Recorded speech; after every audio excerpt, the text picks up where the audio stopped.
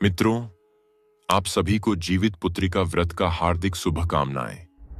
मित्रों, आज हम जीवित पुत्रिका का अत्यंत महत्वपूर्ण कथा सुनाने वाले हैं।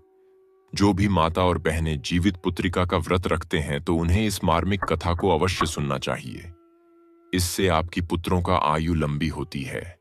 व्रत करने मात्र से आपके पुत्र की ऊपर आने वाले संकट मिट जाते हैं और सुंदर पुत्र रत्न की प्राप्ति होती है।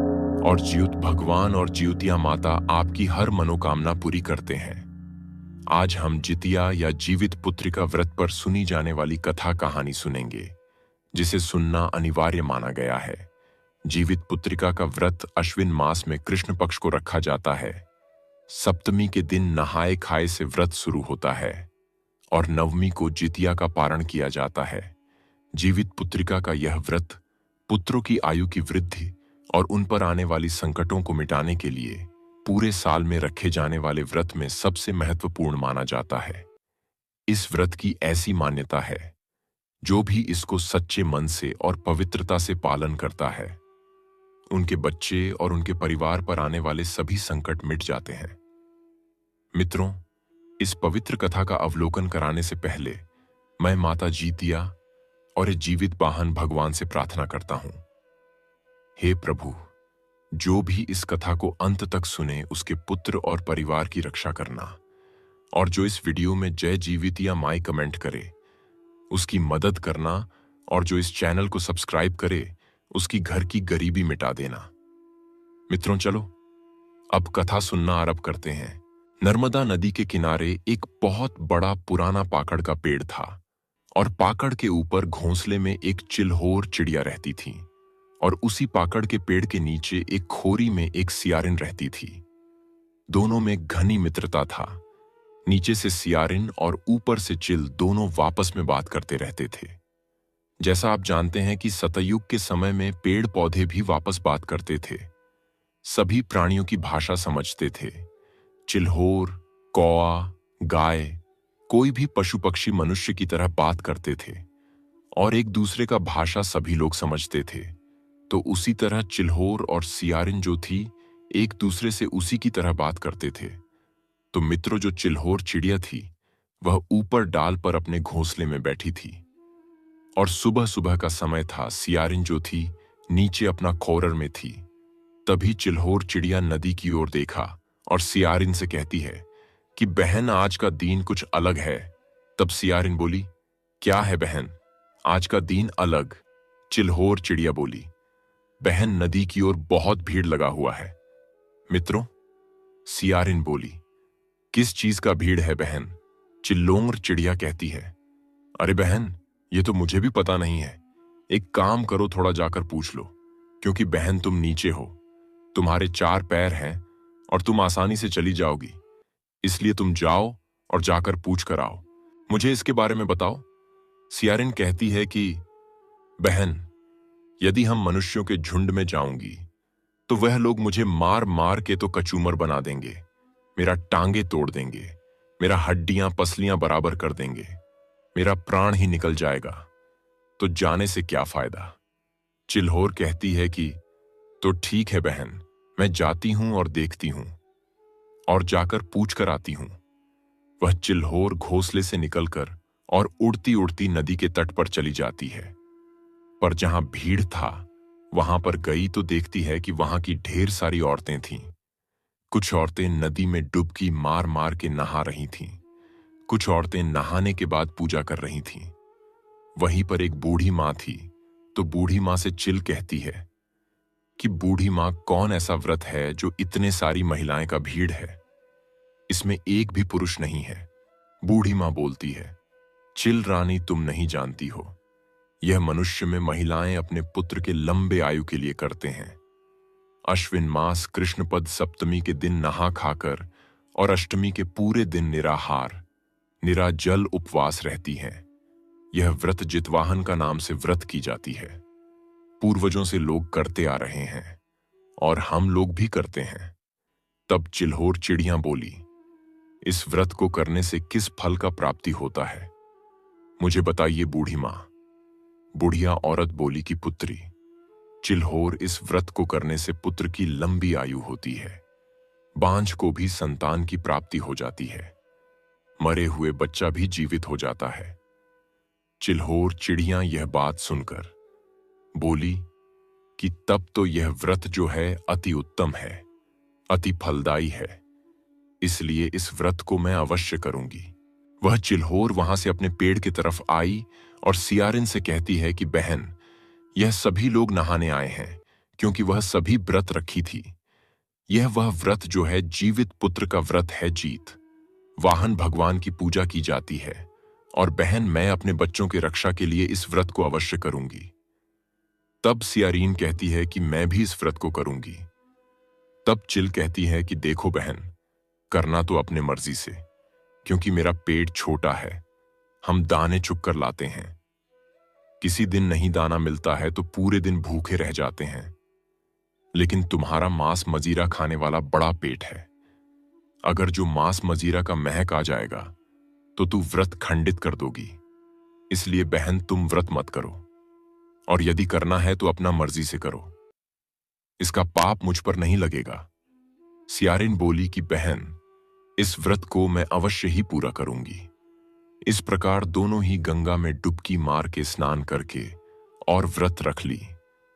बेचारी चिल्होर रानी जो थी, उसी दीन चुनकर दाना लाकर अपने घोंसले में रख दी और अपने बच्चे से बोली कि बेटा, व्रत का दिन मैं तुम्हें अपने चोंच से भोजन नहीं करा पाऊंगी। तुम लोगों को खुद के चोंच से भोजन करना होगा। मैं भोजन अपने मुख से उठाकर नहीं दूंगी, क्योंकि इससे मेरा व्रत खंडित हो जाएगा। जो सियारिन थी वह सियारिन भी जाकर इधर उधर से मांस मजीरा खाकर आ गई। रात्रि बीत गया। जब सवेरा हुआ तो दोनों पूरे दिन उपवास में रही। शाम का समय हुआ तो दोनों गंगा में डूबी मार मार के स्नान की। मित्रों, सबसे पहले ये जानिए कि जो भी स्नान करती हैं, उनको जितिया व्रत के दिन कुएं पर स्नान नहीं करना चाहिए। संभव हो तो आपके नजदीक में किसी नहर, तालाब में जाकर स्नान कर लीजिए, और नहीं तो मित्रों, कहते हैं मन चंगा तो कठौती में गंगा घर में ही कठौती रख के उसमें जल, गंगा जल डाल के, फूल अक्षर डाल के उसमें यूं भी स्नान कर सकते हैं। मित्रों, इधर चिल और सियारिन दोनों डुबकी मार के स्नान की, और शाम का समय में सभी औरतें पूजन कर रही थीं। उसी जगह जाकर चिल्होर बैठ गई और सियारिन थोड़ा छिप के बैठकर कहानी सुनने लगे। पंडित जी जो थे कथा सुना रहे थे। चिल कहानी को सुनती हुई आनंदित हो रही थी और कहानी को अंत तक सुनती जा रही थी। लेकिन जो सियारिन थी वह कहानी को सुनते सुनते सो गई। उसने कहानी को अंत तक नहीं सुन पाई थी।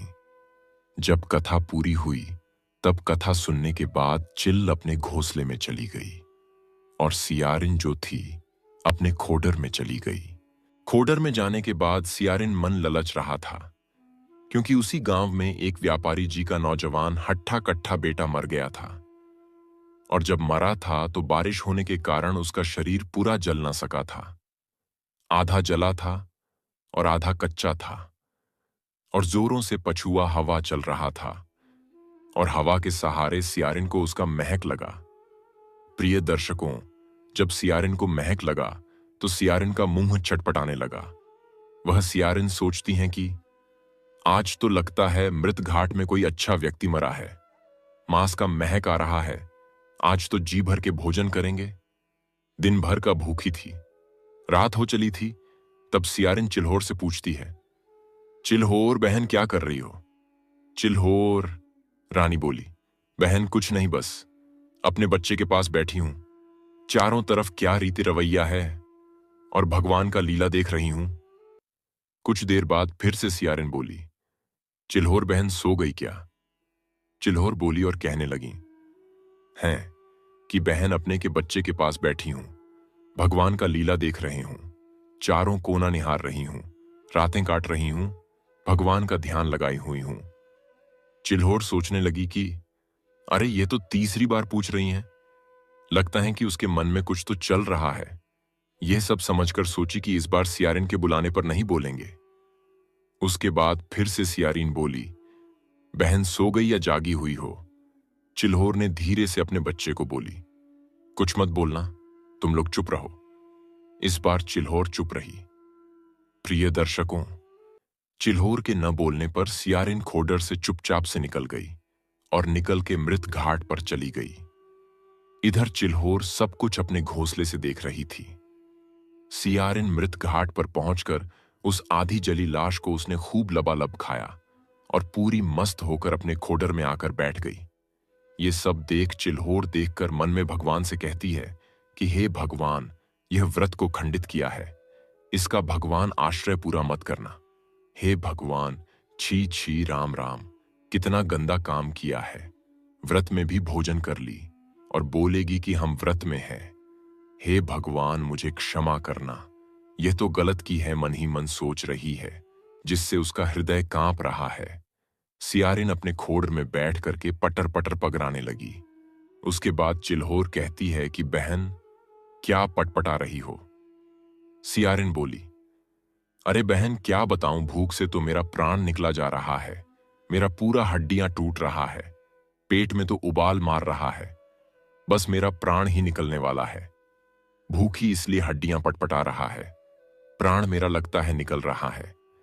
उसके बाद भगवान का स्मरण करते हुए चिल्होर कहती है, वाह, मैंने तो खुद अपने आंखों से देखा कि तुमने भोजन किया है मृत घाट पर जाके।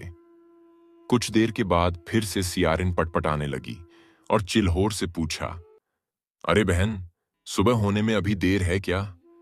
चिल्होर कहती है, हाँ बहन, अभी सुबह होने में देर है, कुछ समय बाद सुबह हो जाएगी। प्रिय दर्शकों, सुबह होने के बाद सियारिन और चिल्होर दोनों गंगा जी में स्नान करने गई। सियारिन ने स्नान करने के बाद मृत घाट पर गई और बची खुची मांस जाकर भोजन कर ली। और चिल्होर ने स्नान करके और सुबह में जो गंगा के किनारे महिलाएं व्रत रखी हुई नहाने के बाद वह व्रत कथा को सुन रही थी, वही चिल्होर बैठकर कथा को सुनकर अपना व्रत को संपन्न करने के लिए पूर्ण नियम अनुसार एक गवाले के गौशाला में गई और गौशाला में जाकर गवाला से दूध मांगी। गवाला एक प्लास के पत्ते के दोने बना के दूध दे दिए। चिल्होर दूध से अपना व्रत खोली और उसके बाद ली गई उसी गंगा के तट पर लोग प्रसादी चढ़ाए थे। वो बचा खुचा कुछ वहां पर गिरा हुआ था, तो चिल्होर प्रसाद अपने चोंच में लेकर घर आई और बच्चों को बोली, आओ बच्चों, तुम्हारे और अपने लिए भोजन लाई हूं, खा लो। उनको भोजन खिलाती है और आराम करती है। प्रिय मित्रों, उसके बाद समय बीतते बीतते कई वर्ष बीत गया। इसी प्रकार जब जब जीतिया का व्रत आता, चिल्होर और सियारिन दोनों व्रत रखती और हर बार चिल्होर अपने व्रत को बार बार सही नियम और विधि विधान से करती और वहीं सियारिन व्रत रखने के बाद हर बार तोड़ देती, खंडित कर देती थी। ऐसे ही समय बीतने पर चिल्होर कहती है कि बहन, अब मेरा अंतिम समय आ गया है, मैं अपने प्राण को त्याग करने के लिए गंगा में डुबकी लगाऊंगी। तब सियारिन कहती है कि मैं भी अपने प्राण को त्यागने के लिए गंगा में डुबकी लगाऊंगी। सियारिन जब गंगा में कूदने लगी तो कहती हैं कि हे गंगा माता, अपने शरीर को इस जल में त्याग कर रही हूं, लेकिन मेरा जन्म एक राजघराने में देना, एक बड़े व्यापारी के यहां देना और ब्याह मेरा राजघराने में हो और मैं राजा की पत्नी बनूं। तब चिल्होर कहती है कि हे गंगा माता, मैं अपने शरीर को त्याग कर रही हूं, लेकिन मेरा जन्म एक व्यापारी के यहां देना और मेरा ब्याह एक मंत्री के साथ हो। इस प्रकार से दोनों की मृत्यु हो गया। दोनों एक व्यापारी के घर में जन्म लिए और जो सियारिन थी उसका दूसरे जन्म में उसका नाम शीलावती और चिल्होर का नाम कपूरावती, दोनों एक ही घर में जन्म लिए। जो शीलावती थी वो बड़ी थी और कपूरावती जो थी वह छोटी थी। और अब दोनों बढ़ने लगीं, दोनों बड़ा होने पर जो उन दोनों के पिता अपने बेटियों के ब्याह के लिए वर ढूंढने लगे। ढूंढते ढूंढते राजा के घर गए। राजा का एक बेटा था, उससे ब्याह शीलावती का तय हो गया और कपूरावती का ब्याह मंत्री के बेटे से तय हो गया। दोनों का ब्याह हो गया। दोनों फिर से एक ही जगह चली गई। एक राजा की पत्नी और एक मंत्री की पत्नी दोनों अपने ससुराल में रहने लगी। शीलावती और कपूरावती रहते रहते एक दिन कपूरावती ने एक बच्चे को जन्म दिया और शिलावती ने भी एक संतान को जन्म दिया जिसकी मृत्यु हो गई। कपूरावती का संतान जीवित रहा। इसी प्रकार से कपूरावती ने 7 संतानें को जन्म दिया जो सभी जीवित रहे। लेकिन शीलावती ने भी 7 संतानों को जन्म दिया, लेकिन इसके सभी संतानों की मृत्यु हो जाती। जब शिलावती के संतानों की मृत्यु हो जाती तो वह बहुत दुखी होती और सोचती कि कपूरावती के बच्चे जीवित क्यों रहते हैं और मेरे मर जाते हैं। यह सब सोच सोच के जलने लगी कपूरावती से, और उसने उसके 7 पुत्रों को मारने के लिए साजिश किया और अपने सिपाहियों को बुलाया और उनसे कहा, सिपाहियों, जो कपूरावती के 7 पुत्रों के शर को काट दो। इस प्रकार से कपूरवावती के पुत्रों के शर सिपाहियों से कहकर कटवा दिया। लेकिन कपूरावती जितिया का व्रत की थी। जीवित भगवान की कृपा से उसके 7 पुत्र जीवित हो गए, एक भी नहीं मरे। शाम को सर कटवाई तो सवेरे बेटा घर चले आए। कई बार ऐसा कोशिश की, लेकिन उसकी कोशिश भी कामयाब नहीं हुआ। उसका पुत्र मरकर भी जीवित हो जाते थे। धीरे धीरे समय बीत रहा था। एक दिन का बात है कि शीलावती पूरा तरह से हरना थरना ले ली और जाके कोप कक्ष में सो गई। जब कोप कक्ष में सो गई तो राजा गए और कहने लगे कि रानी, क्या हुआ और क्यों आप इतना क्रोध में हैं? शीलावती कहती है कि हे राजन, मेरा एक कहना मानिए, नहीं तो हम अपना प्राण को त्याग दूंगी। राजा कहते हैं कि आप कहिए क्या हुआ, मैं वचन देता हूं आपकी कही हर एक बात पूरी होगी। तब शीलावती कहती है, हे राजन, मेरी बहन के 7 पुत्रों को मारकर उनका सर मुझे दे दीजिए, तभी मैं अन्न जल ग्रहण करूंगी, नहीं तो मैं अपना प्राण त्याग दूंगी। प्रिय दर्शकों, उस सप्तमी का दिन था। राजा कहते हैं कि हे भगवान, एक तो तुम खुद अपने बच्चे का जन्म देती हो और वह मरा हुआ पैदा होते हैं, और तू दूसरे का बच्चे के लिए इतना निर्दयी बन गई हो। ऐसा पाप हम नहीं करेंगे, भली मेरा वचन ही क्यों ना झूठा हो जाए, लेकिन मुझसे यह पाप नहीं होगा। रानी बोली, तो ठीक है, तब आप अपनी पत्नी को त्याग कर दीजिए। यह बात सुनकर राजा का दिल दहल गया और अपने शेर सेना सहित मंत्री के 7 पुत्रों को घुमाने के लिए वन में लेकर चले गए, और वन में ही मंत्री का 7 बेटे को मार डाले और पत्ते से उनका शरीर को छिपा दिए, और उसका गर्दन सर को लेकर और एक बोरी में बंद करके रानी को दे दिए, जो शीलावती व 7 सरों को पिटारी में बंद कर दी, और अलग अलग मोहरे बना के उसे अपने सिपाहियों से कपूरावती के पास भेज दिया। कपूरावती कहती है कि भाई, मेरे घर में जाकर रख दो। कपूरावती उसको हाथ नहीं लगाई। 7वीं का दिन था। उस दिन उसका उपवास था। रात्रि हो चुका था। उसके बेटे घर लौटकर नहीं आए। उसने बहुत इंतजार की। अष्टमी का दिन भी बीत गया। अष्टमी के दिन बेचारी उपवास रह गई। उस दिन भी इंतजार की, लेकिन उसके बेटे भी नहीं आए। कपूरावती बार बार सोच रही थी, अपने बेटों के बारे में बहुत रोती, चिंता करती, विलाप करती हैं। इधर ब्रह्मलोक में भगवान शंकर, भगवान ब्रह्मा और भगवान विष्णु सभी विचार करने लगे कि जितवाहन को क्या हो गया है, उसके भक्त पर कितना बड़ा संकट आ गया है और वह अपने भक्त के लिए कुछ भी नहीं कर रहे हैं। यदि यह एल संकट आज नहीं टला और यदि उसके पुत्र जीवित नहीं हुए तो क्या कोई मां और भक्त व्रत रखेगी? यह तो अनर्थ हो जाएगा। तब तीनों ही भगवान जीतवाहन के पास जाते हैं। जीतवाहन ध्यान पर थे।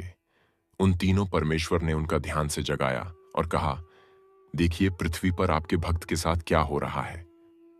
तुम्हारे भक्त के साथ अन्याय हो रहा है। जितवाहन तुरंत चले गए।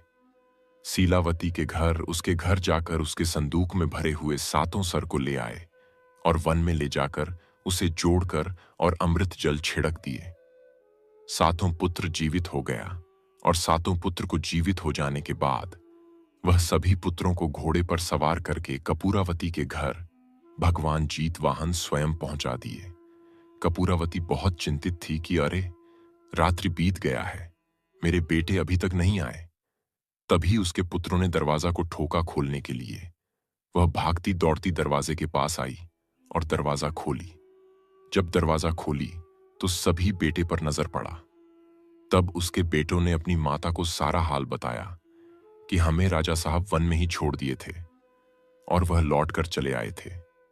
यह सब सुनकर कपूरावती कुछ नहीं बोली, अपने पुत्रों को घर में लेकर चली गई। सुबह हुआ तो सुबह प्राह तकाल में ही स्नान की। स्नान करके अपने पुत्रों को भी स्नान करवाई और पूजन के समय कपूरावती भगवान ज्यूतवाहन का पूजा की। पूजा करके और मन ही मन सोचती है कि मेरी बहन ने मेरे लिए क्या भेजी है, जरा देखते हैं।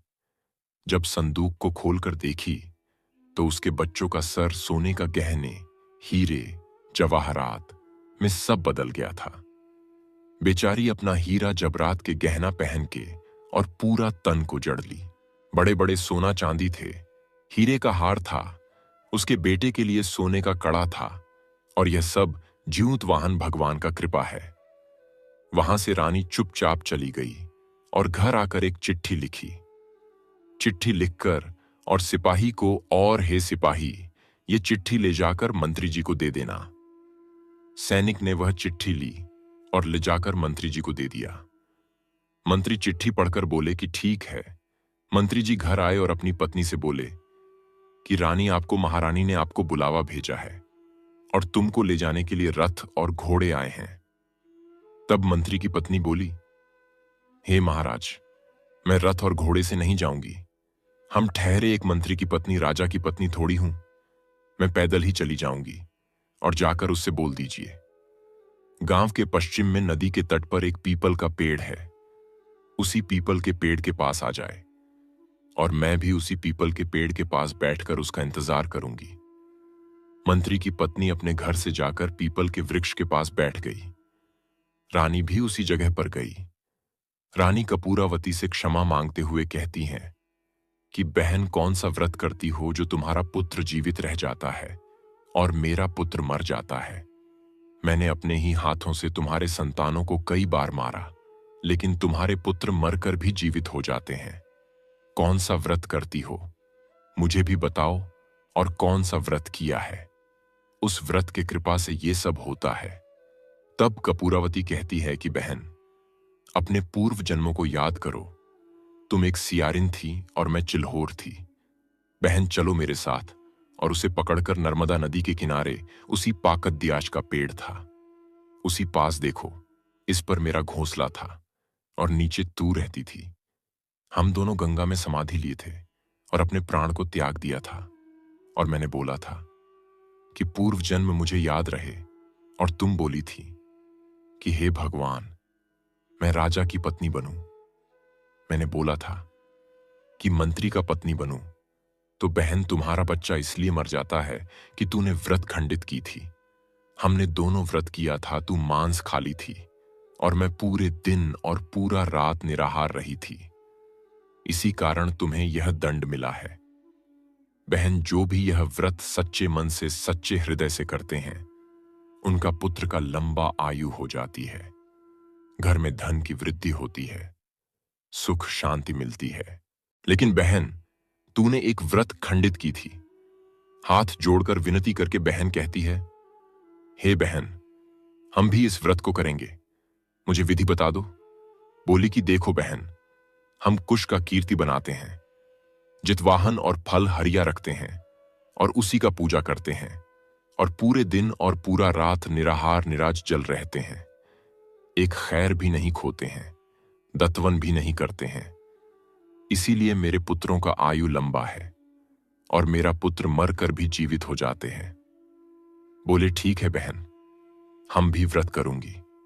धीरे धीरे समय बीतने पर फिर से अश्विन मास आया। कृष्ण पक्ष का सप्तमी के दिन दोनों बहनें गंगा में जाकर स्नान की। स्नान करके और अष्टमी के दिन नियम अनुसार व्रत रखी। दोनों बहनों एक साथ पूजा की व्रत तोड़ी। व्रत तोड़ने के बाद सुबह और शाम को जीतिया का व्रत कथा पूरे मन से सुना। धीरे धीरे समय बीतने पर शीलावती को भी पुत्र जन्म लिया तो जीवित रह गया, और फिर से कपूरावती का भी एक पुत्र हुआ। धीरे धीरे शीलावती को 2 पुत्र हो गए और सब जीवित रह गए, और कपूरावती को एक ही पुत्र फिर से हुआ। तो दोनों बहनों को पुत्र जो था जीवित रहने लगा। कपूरावती को 8 पुत्र और शीलावती को 2 पुत्र और सब जीवित रह गए। तो प्रेम से बोलिए, जितवाहन भगवान की जय, जितिया माई की जय। तो प्रिय दर्शकों, ये था चिल्होर और सियारिन की कथा। इस कथा को सुनकर और चिल्होर रानी को प्रणाम करना चाहिए, सूरज देव को प्रणाम करना चाहिए और भगवान से हाथ जोड़कर विनती करके ध्यान लगा के अपने पुत्र के लंबे आयु के लिए कामना करना चाहिए। प्यारे मित्रों, ये कथा आपको कैसी लगी हमें कमेंट करके जरूर बताइए और अच्छा लगा हो तो शेयर कीजिए, जिससे अन्य व्रत रखने वाली माता और बहनें सुने और लाभ उठाए।